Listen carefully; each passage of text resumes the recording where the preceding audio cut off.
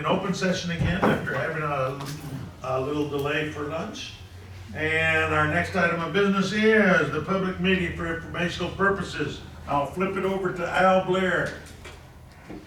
All right, well, we have to let everybody in. Oh yeah, let everybody else in.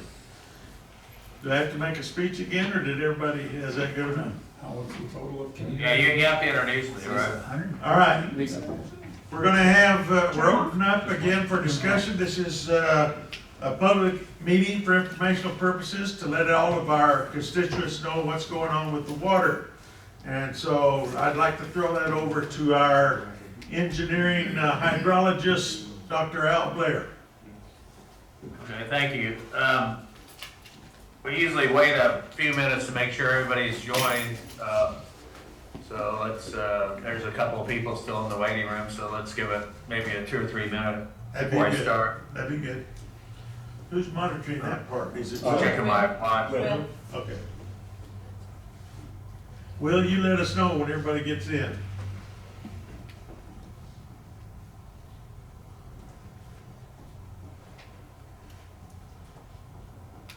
We got quite a few today. Usually that's a spot, I think it's total. Yeah, somewhere. See that? Yeah, last year we had beds, it was like 14 or 16 people. Yeah, there's a lot more right here.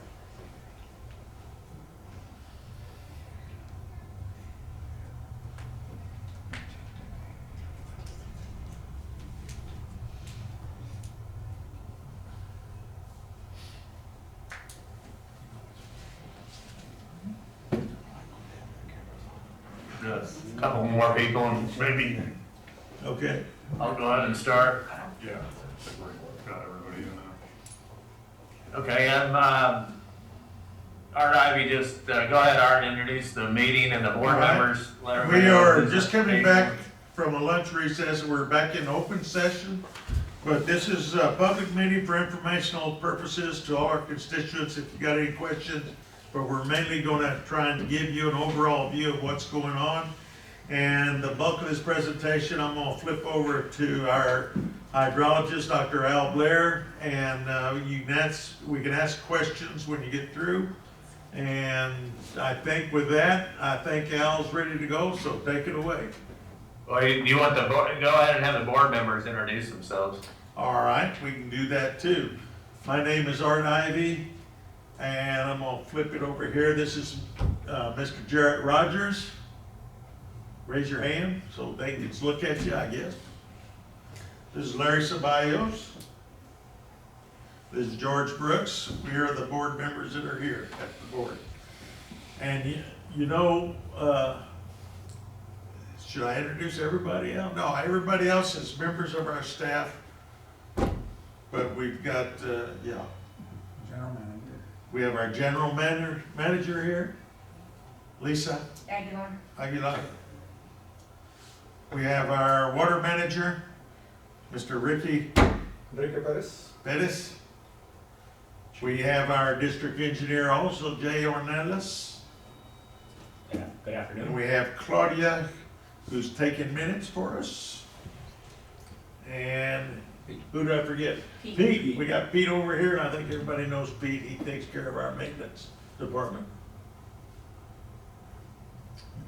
Right, thanks. My name's Al Blair. I'm the consulting engineer for the district. Once Jay took over as the district engineer for me, so I'm gonna give the update on the snowpack. And everybody probably remembers we were in a heat wave not too long ago.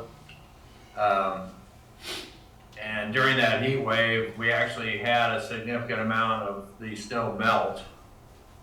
So right now, this should be our peak time of snow up in the mountains, but it's actually a very low, extremely low amount of snow.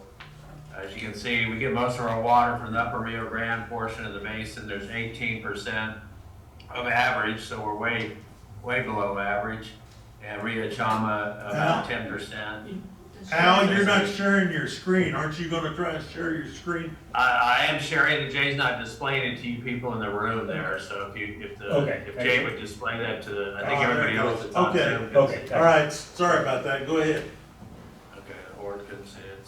So this is the, is not a good report. I'm telling you right off the bat that it's a very, very dry, very extreme condition, in the amount of water in the reservoirs, a fraction of what it should be to be able to do a full irrigation. And so it's gonna be a difficult year, and it's gonna be a short year. But that doesn't, as out of control of the board. That's the good Lord gives us the weather. And this is a picture of the satellite picture of the snow maps, and I'm comparing it from April 5th of this year in the upper left corner, so you can see there's not very much snow at this time of year. Remember, this is supposed to be our peak time of year when we have the most snow. If you look at the opposing corner, there's just 2 years ago, the type of snow we would have expected at this time of year. And that was it wasn't a great year, but that was a reasonable year. So this year is a very poor year. If we look at what it was a year ago, which was a poor year also, it didn't get much runoff at all. You can see it even had quite a bit more snow at this time of year than a year ago, which was a bad year. That was not a good year. So this year it's worse than what it was last year, considerably worse. And then if you look at this map right below it, that's just a month ago, less than a month ago, where we had some snow at least, and we were hoping for more. We were optimistic a month ago, hoping for more snow, like it would become like 2 years ago, but we can see that the snow that we had a month ago has already melted. And that's why you're seeing those low numbers. That was from that heat wave that came in when Phoenix went to 107, 25 degrees above normal. And that California, Arizona, and parts of Texas had that really hot conditions. They extended up to Utah. This is a comparison of last year to this year. Now remember, last year wasn't a great year. You can see it was well below normal, but the amount of snow that we had and expected at that time was considerably more than what we're getting this year. So last year being not a good year, and this year being a very bad year on doing it. And as you can see, the snow is almost gone. Wolf Creek ski area closed 3 days ago. There's not enough snow to ski. They expect the snow to be completely melted in the next 2 weeks. So this is a chart. This is last year, which again, I've said 3 times, it was a bad year, not a good year. You can see here's normal. We want to be at least up at the red line. And now it's this year. This decline over here a couple of weeks ago is that heat wave that came through. We had a little snow since then. That's good. It's gone back up a little, but we had a major snow melt. The earliest we've ever had snow melt on the mountain of this amount. That set a record for the earliest snow melt, major snow melt. I mean, that's in terms of a record. Here's looking at some of the bad years versus our good year. This was a good year in 2015 up here at the top. Down here at the bottom, that's 2002. That's 20 plus years ago. It was a very bad year, but we had a lot of water in the reservoir that year, so we didn't need the water to come from snow. We could take it out of the reservoir. So we actually had a full allocation that year, but we had very low input on coming in. The next year we had to curtail some water use. This, you can see we actually went below the record low, so that we set a new record as the lowest it's been this time of year. The snowfall that we didn't get after that brought it back up, so we're right hanging out. These 3 other curves are the worst 3 years in 2013, 18, and 25 last year, and last year's up here. So where you can see that starting about a month ago, or at the beginning of March, that we started deviating even from the graphs that we had before, and that's when we had the earliest snow melt we've ever seen. And that's this right here. You see some other snow melts are occurring earlier over time than they have historically, but that one set the record. This year sets a record. This is another way to look at it. These dots are we call them vector diagrams, but they're diagrams to look to see where we've been for the last 50 years. You can see we're in a territory that we're rarely in. This is that 2002 low that was set down here at the bottom. We went below it, came back up. And we look at these dots to see if there's a pattern where we can find that there's someplace to go where we can go up and get more snow. There's no no charted territory where we are right now. In other words, there's never been an event in the last 50 years where we recovered from this. So that's not a good sign either. So this is not saying that there's no hope. There could be some rainstorms later in the season, maybe monsoons. But right now, all indication is that we've set records of low water, and that the amount, that there's no path in the last 50 years that will get us out of that. So that means we're gonna start this irrigation season, late in the year in June, and it means we're gonna have a very limited amount of water to irrigate with. We don't know the exact amount yet. Things are changing so fast. Remember this heat wave was just a couple of weeks ago. Before that, we had more optimistic forecasts, but the forecast now, 6-day to 10-day precipitation is slightly above average for us, so that's a good sign. We don't expect any major storms, but at least we can get some water from rain into the watershed. It'll help us get the water out of the mountains into the reservoir. If we look at the monthly, it's below, so that's not a good sign. It's fairly neutral down here in El Paso, so we might get a little bit. We don't get a lot of rain this time of year anyways. We'll see what happens. We usually get snow.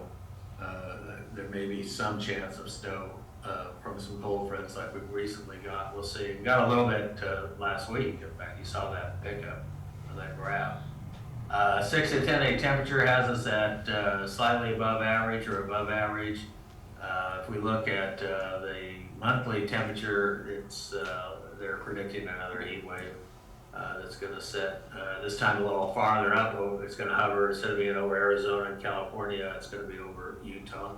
So we can expect that. We don't know how many days that's going to last. Again, these events aren't ones that are more predictable. They're things that are happening that we can't have difficult predicting. Watershed conditions have changed because of that heat wave. We were somewhat neutral up in Colorado, which was good, and now we've gone to the start of a drought, severe, and the watershed in the Chama has changed from a mild drought to a severe drought also. So we're looking at drier conditions, mainly just from that heat wave, dry things out. It's going to happen very quickly when the temperatures get up high. So that means it's going to be more difficult to get the water out of the mountains down into the reservoir. And there's quite a few water users in between us and the mountains also. This is a graph today of the flow rates that are of water coming out of Colorado, up at Los Matos. It's about 100 CFS, that's down here. So not very much is coming out of Colorado. There is some water in the Rio Grande, but it's being used by irrigators, and they have a right to use it in Colorado. When we get down to New Mexico, at Ottawa, it's joined from the water out of the San Juan, so the flow goes up. That's this graph here, so it's pretty good. It's not fantastic by any means. This time of year, we might, with the snow melt, we'd expect flooding conditions. So this is a low number from what we historically have seen. And most of that water is being used to irrigate in the middle Rio Grande. So when it gets down to the reservoir, we're seeing about 100 CFS inflow, of which the majority of that water that's coming in is being used to pay for evaporation on the lake. And so that water, we appreciate getting some water still in. The river's not dry yet, but we expect it to dry up sometime before June. And right now that water is helping pay for the evaporation of water that's in the lake. This is just where we were in February. We had about 426 CFS or 846 acre feet a day coming into the reservoir. It wasn't great, but at least it was something. And so we projected that on out, hoping that we could at least get as much water as we had last year. Well, that projection didn't bear out, because if we look at the graph today, you can see soon after that it flattened out and we got no water into the reservoir. And this was just paying for the evaporation. This little event, the rainfall and a little bit of snow that happened last week, you can see a little uptick of that occurring at the end, but it's not very much water. 50 acre feet a day is not. And to give you an example, when we start releasing water, we'll be releasing water at 5,000 acre feet a day. So 50 acre feet a day inflow, it gives us, 10, 20 minutes of water is all. It's not enough. When we start irrigating this year, the release will be at least 2,500 CFS, which is roughly 5,000 acre feet a day. And that's EBID and us consume all that water. That's what it takes to to irrigate and to get the system working. This is how much water's stored right now. So right as now, it's about 257, 58 in Alpha Butte. We've got a little water in Caballo, but not all that's our water. Some of that water is compact state water, and some of it is dead pool, you know, that we can't get out of the reservoir, and some of it is an allowance for evaporation. So not all of that can we release, but that's the number we compare for previous years. You can see a year ago, we had about 28,000 more for last year, and that's what we were hoping for. We didn't get that water. And, but there's other years that we've been in, had problems, in like 2021, we were actually below that. That particular year, there was more snow, and when the snow started to melt, it picked up pretty fast. We don't have any snow to melt this year, so it's not gonna happen for us. This is until we get some monsoon events or some rainfall events, we're not gonna have any significant increase in water. The average since 2003 has been about 377, so you can see we're well below average on that. And if it was 377, that would be, it's a big difference between 250 to 377. That 120,000 acre feet goes a lot farther to making deliveries, because with some of this water, we just need to pay for the losses in the river and to fill up the canal. So the lower that number is, the harder it is to deliver it to you guys. If we look at the estimated inflow, we hit the estimates pretty good early on, up until February, as you saw in that graph thing. This was a little low, the amount that we expected up to today, because of where it plateaued there and slowed down. But our forecast for April to June is what's off. We had forecasted about 30,000 acre feet of water there, and we're not going to get any of it. All that water is being diverted upstream. There isn't enough water in the river to make it to us, or just that 100 CFS for the storage. So that puts us at about usable. Some of that water belongs to other people. So the water we can, EBID and the district can release is 246. Last year at this time, the usable was about 262. On doing that. There's more water than that, but remember, we have to reserve some water for the dead pool, the water we can't get out of the reservoir. There's some water that belongs to Colorado and some to New Mexico. It's not our water, so we can't release that water. So that makes up the difference. There isn't a whole lot of that other water in there, but it's some. It does make a difference. So we haven't made an allocation. We're not even at, last year we had a 18-inch allocation. You know, we're still hoping to make an 18-inch, but we don't know what we're gonna make this year. It probably won't be the 18-inch. It's gonna be something less on doing that. We know that last year we were able to run for roughly 70, 73 days or something like that. We know we won't be able to operate that long this year. That's gonna be something less. But until I get the final numbers, which we hope to have in May, we won't know the exact time. We are planning to release water on May 29th from Caballo, and that water takes 3 to 5 days to get down to where we can use it, and putting our start for irrigation sometime in early June. We'll have more information on those exact dates once we coordinate with EBID in the upcoming weeks. But right now, there's not enough water to run as many days as we did last year. That means that the number of irrigations are going to have to be less. But we haven't made that determination. But it is definitely a worse year than it was last year. So don't expect anything. And I think President Ivey wants to talk to people about, especially the farmers that are planning to irrigate cotton and things of that nature. I'll turn it back over to you, Art, if you want to talk to that. Well, you know, we hate to have this bad news, but it is what it is. And I just want to say something I said last year too. If you're planting a crop of cotton or something else, alfalfa, whatever, if you don't have a well, I'd sure think about that, okay? Because your odds of we have a little bit of return flow. It's only available to people down here in the valley in 9 and a little bit of 8. But if you have friends think they can plant a cotton crop, I would ask them to think about that very carefully. If you plant a cotton crop, be sure you got a well, access to water some way. So It's gonna be rough, we're gonna do the best we can, the whole time we're gonna be praying that there's a monsoon season that starts tomorrow and runs for months, but, otherwise it's gonna be real tight.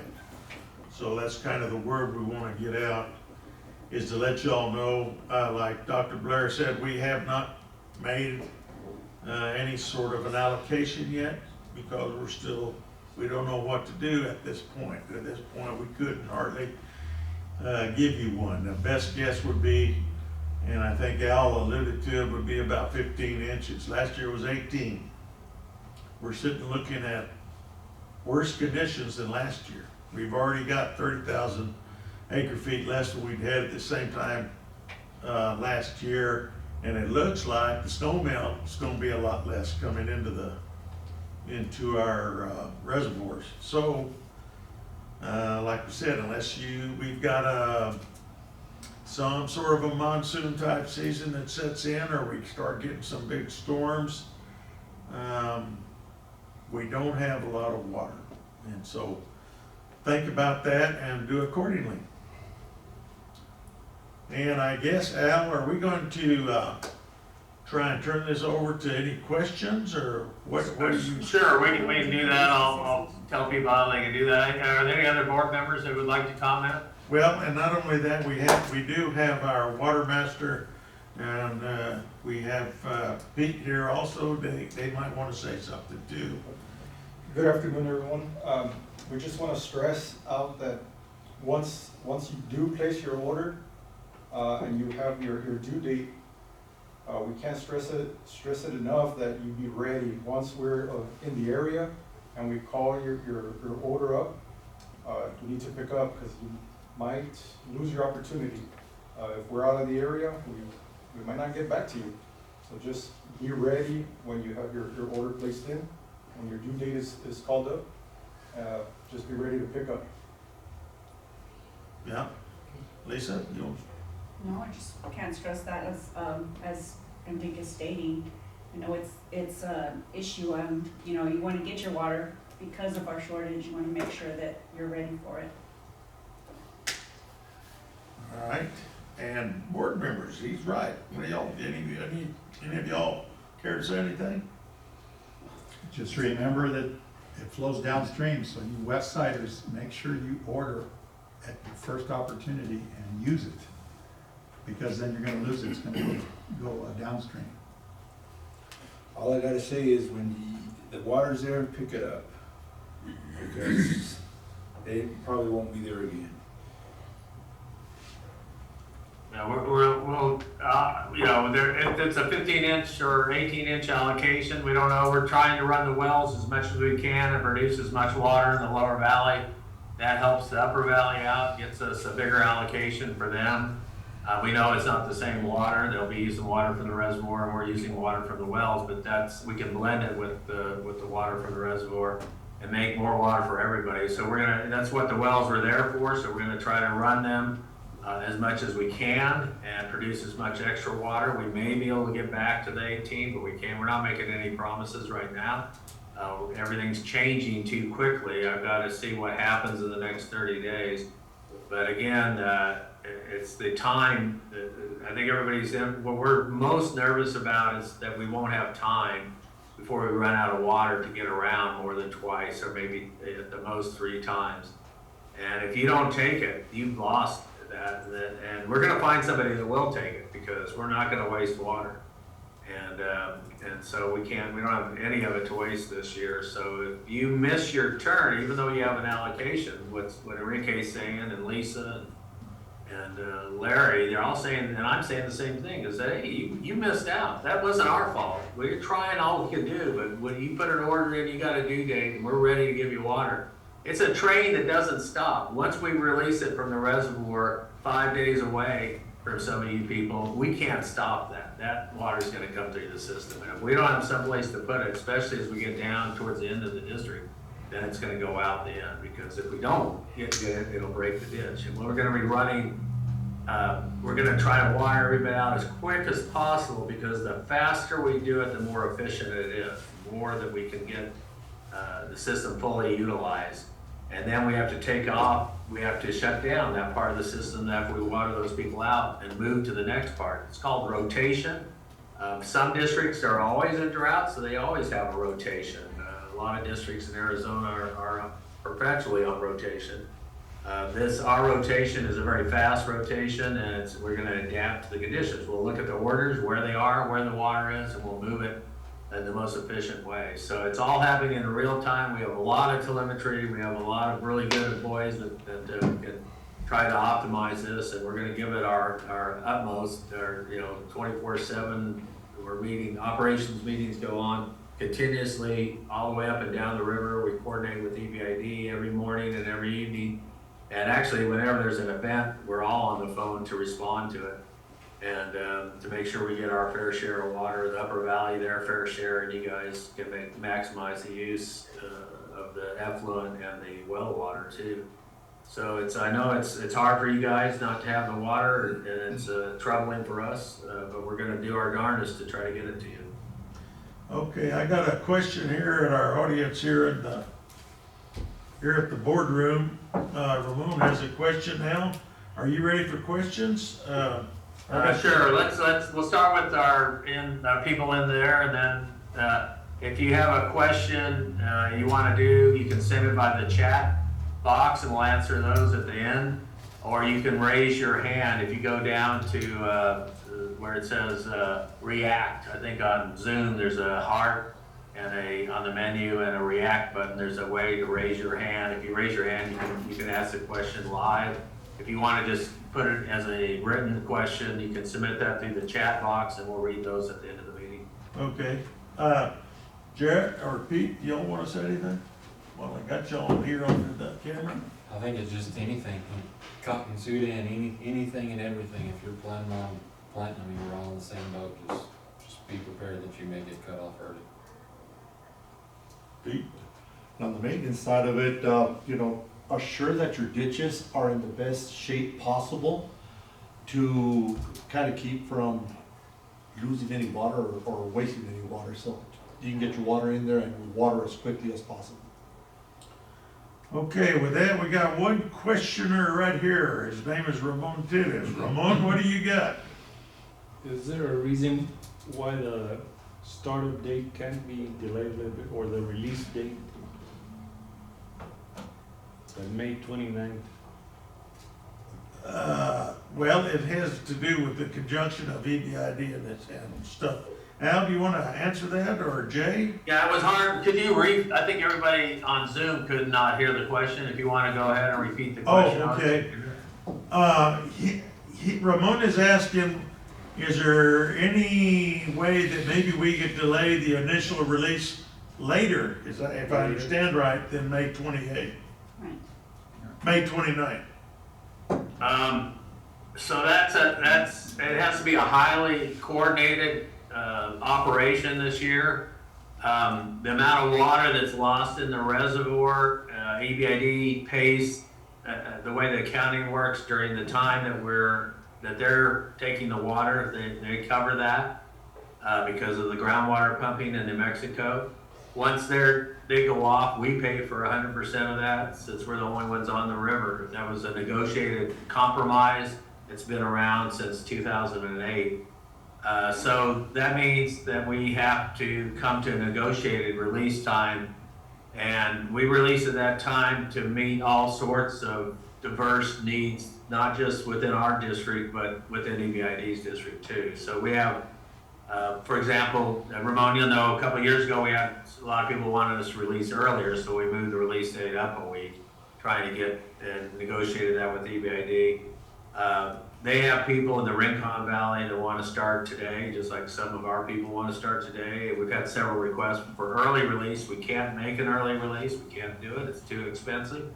The way that the algebra works, the math works on this is it's like a poker game. You have to have so much water just to get into the game. That water goes to pay the losses between the reservoir and your house or your farm. It goes to pay to fill up the ditches. It goes for the evaporation and all that stuff. So that's the water we can't deliver. We can only deliver a fraction of what we have. And so you can see that if I have an extra 100,000 acre feet, then it makes it a lot easier for us to make deliveries, but I don't. So now I'm having to pay a significant amount of our water is just going to meet those losses. And so it leaves us with a small amount to deliver to you guys efficiently. So without going on with EPCWID, we couldn't do what we're gonna do. In other words, our goal is to get that back to that 18 inches if we can, and we know it's worse than last year. We're gonna try with the wells and the sewage effluent and get you back to that number, but the only way we have a chance of that is if we release at the same time EPCWID does, which that right now, it's a tentative date. It might get delayed a week. I don't think it will, but it might. But I can't imagine it getting delayed more than a week. I know, Enrique, you want to talk to that? You have talked to James up there. Has there been any requests of them to delay? No, they haven't had any requests to delay anything or even hurry. But they'll only come on if we're on board. Right. Yeah, So, and then, yeah, they're fighting people who want it earlier than June. Right? So Ramon, does that muscle band tell you why it's an effort between the two districts to try and find a happy medium? When does EPCWID have a cutoff date? EPCWID will have a much shorter cutoff date than we are. Last year, EPCWID ran, what, just 3 weeks or I think 45 days, I think. 45 days? Whereas we ran 2.5 months, right? 75 days. So, that'll give you an idea. Yeah, I would expect EPCWID is going to cut off in 30 days, but we don't know. They haven't. I don't know if it's how fast you can get around to get everybody watered. They've only got 4 inches, I think, is their allocation right now. And the reason they have 4 inches is they have to use a lot of their water to pay for the losses that occur as a result of groundwater pumping. So it's not that they don't have more water; they're using the larger amount of their allocations going to pay for the losses in the river and the canal systems. So and that without them putting that water there towards their allocation towards that, we'd never make it down here. All the water get lost. So it's the settlement agreement of 2008 is a huge reason why we can irrigate it all this year. So I'm doing it, but we're going to give it we've been getting the silver lining to this cloud that we've been in for many years now, in and out, is that we are learning through practice how to optimize this system, and we think we have it running as tight as we possibly can. The missing factors are, like you said, to do this efficiently, we have to always have somebody waiting for their water. If we're not behind, then we're not being efficient. We've got to have more people that want their water and ready to take it than we have in the canal, because otherwise we don't have any ability to store it.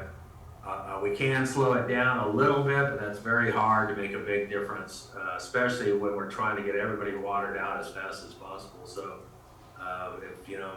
if we're going to be making phone calls, if somebody doesn't pick up their water, Enrique is going to find somebody else to take it. And so because we've got to get this efficiently delivered. Okay. Okay, well, we got Hector raised his hand. We want to open it up, Will, to the video manager to let Hector.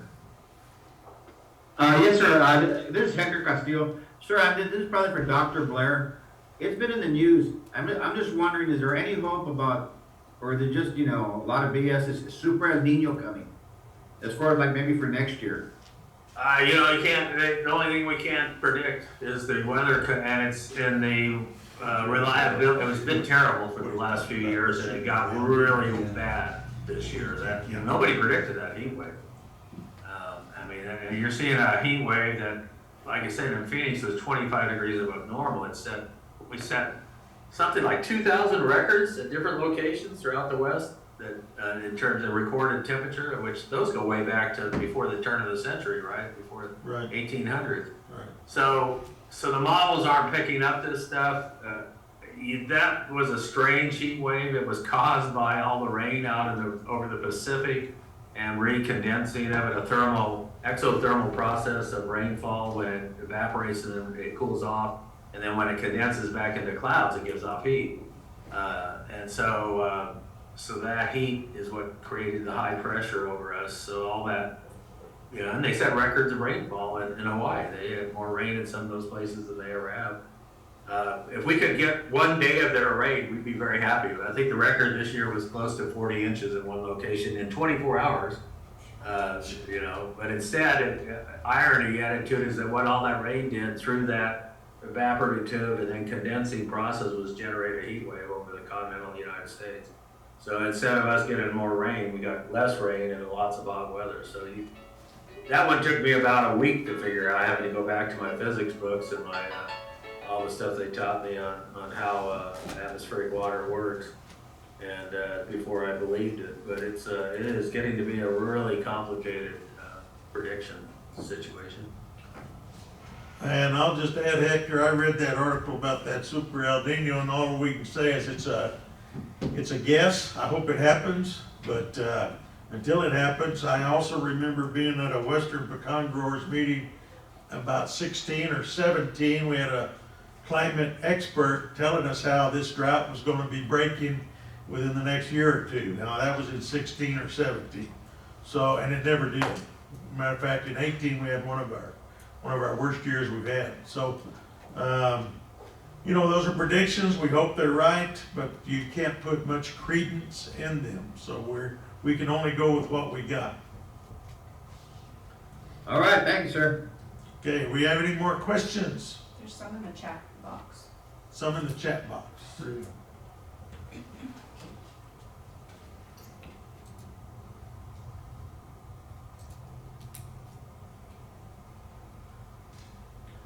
Who wants to read those? Can you read them, Lisa? Yeah, okay, you All can, about small tracks. yeah, what about small tracks, so. What about small track? Yeah, you wanna talk about small tracks or just? I believe, until we get an allocation, then we'll start talking about, small tracks and sending out small track schedules. Yeah, I think our goal is to make that by next May at the meeting a month from right now, right, Enrique? We think we're gonna do that now. Yes. Yeah, I wanted to add on the small tracks, I mean, so the word is, you know, efficiency today and being conservative, and you hear putting your orders in and making sure you pick up when you're called, and you know, those for farm orders, but the small tracks, which are just as important or more important, then we need you to get with your neighbors and the alcaldes, and you know, as Pete spoke, make sure that your ditches are crisp and clean to receive that water, to avoid you know, any spills or having to shut the ditch down for that particular day, because as you heard, there are not going to be very many irrigations, and we need to conserve and be as efficient as possible, which means, you know, get there, put that water in, we'll water y'all out, and we move downstream to the next one. And that certainly encompasses your effort. We need we need your help, so we can make sure that we knock out that community ditch and we move downstream. But you know, that needs to be clean, as we keep stressing, to avoid any spills or, you know, not losing water that we can put somewhere else.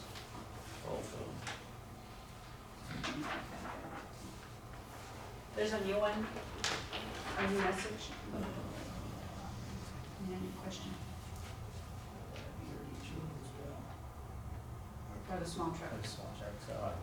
No, yeah, we'll announce it, about a month from today, second Wednesday in May is we'll actually have a small track schedule to go out, right, Enrique? Yes. May 13th. Yes, and we're working out some different scenarios. That's what we're still working on. So as soon as we have that ready, we'll send it out. So we'll mail it out and put it on the internet, and everybody will get a copy of it. So hopefully that answered the questions on the small tracks. But any other questions?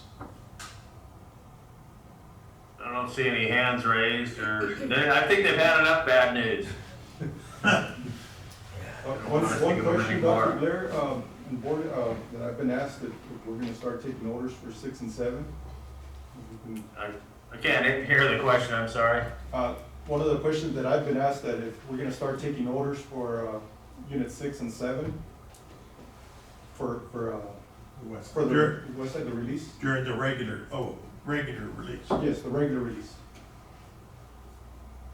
I think I guess the board can discuss that. When did you start taking orders last year?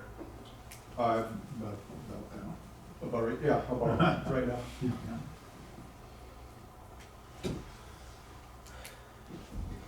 I mean, I don't see a problem with it unless it causes you Yeah, problems. I mean, it you don't know, causes- the problem is you don't know the exact day that you're gonna have water there, so. Exactly, but it'll give us an indication of how many acres we're gonna I have. don't see how Yeah.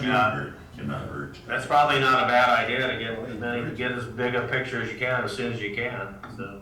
So if we start opening up for unit 6 and 7 on Monday, the 13th, start taking orders for 6 and 7, April 13th. Would that be okay? Yeah. I think so. Encourage your friends up there to do the same thing. So that'll help us, also in May, when we make our allocation, we can look and see what the demand is in the upper valley at that time. Lower valley, we have to stay on the effluent allocation of 2 inches until that wraps up, but, so yeah, that's a good idea, I think, to do that. Dr. Barry, you have Sam Maldonado with his hand up, And there's another comment. and then another question. Yes, so did I get unmuted? Yes. Yes, yeah, we can hear you. Okay, so yeah, I heard, it mentioned, I think it was Strive, mentioned about wells. So how feasible is it to drill a well in the lower valley? What are you trying to water? I'll let the farmers, they're the ones that drill them, I just design them, so what are you guys, how feasible? Or Pete just drilled two new wells, didn't you, Pete? Yes, sir. How much did they charge you to drill those wells? Well, I just talked to a gentleman here last week, and I think he's paying something like 55,000 for a well. That's without the pump and everything, that's just for the well, not Yeah, the that's just pump. for the well, yes, sir. About 100 grand, but that- Whereas, and that was up Okay. 145, 150. 150. Oh, that was the depth? Yeah, Yes. with your casing, that means you got it lined with casing, but you'd have not put a pump in it yet, or a motor on top, Yeah, an engine on top. yeah. 75 to 100 grand. Okay. All right, that just gives a, It gives you an idea, probably What size of casing was it? It was a 20-inch casing. 20-inch casing, That's big. yeah, 20-inch casing? Yes, sir. yeah. At 150 foot. Yeah, you're probably looking at somewhere around 100,000 with your pump and your engine. Yeah, that's a good Right amount. about Yeah, 9,000. That's for a farm, That's a obviously. farm. But it's like what you said, Jared, what is he using it for? Yeah, what are you trying to get done? Your yard? You got some acres? What do you, I mean, because there's so many different Yeah, variables. so this would be maybe a couple of acres of pecan trees. No. Still need a pretty decent size well.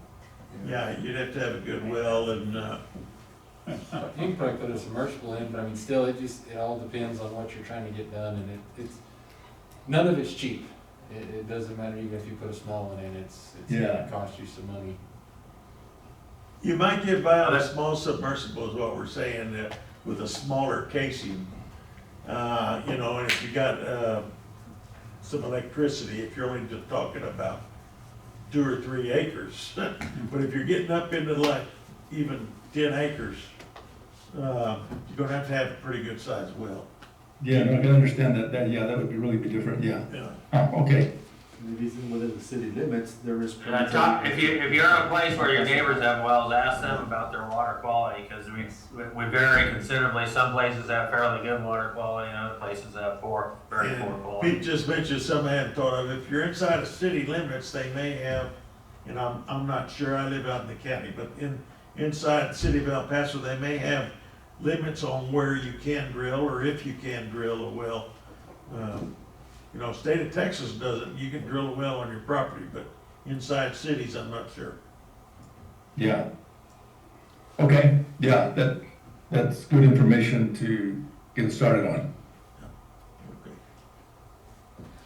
There's the question on the update for the PSB contacts for the ditches for small track. You can contact, Jaime Leyva, he's a small track coordinator here at the district, and he can provide you that list.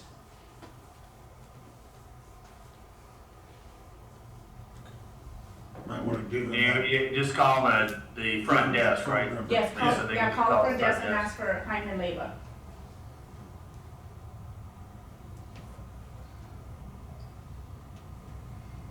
Okay, thanks, everybody. Hope to have better news next month. You're welcome. Okay, any other questions from anybody? I'm hoping for a super La Nino, whatever, Yeah. whichever one it is, right? That article's available out there, and I read it, so When is the next meeting? Next meeting's a month from today. our next meeting is on May 13th, the second Wednesday of May. And we'll do another Zoom meeting right after it, just like today, that we announce the allocation. Yeah, Yes. okay? So, with that, there's no more questions? You got one more? No, that was it. It's the next meeting, but you've answered that. Yeah, it's good. Okay. Anything else? All right, That's it, we're thank gonna, you guys. thank you. Bye. Thanks, everybody. All right, we're gonna close this meeting. I'll stand for a motion to I adjourn. move to adjourn. Second. Third, fourth. Motion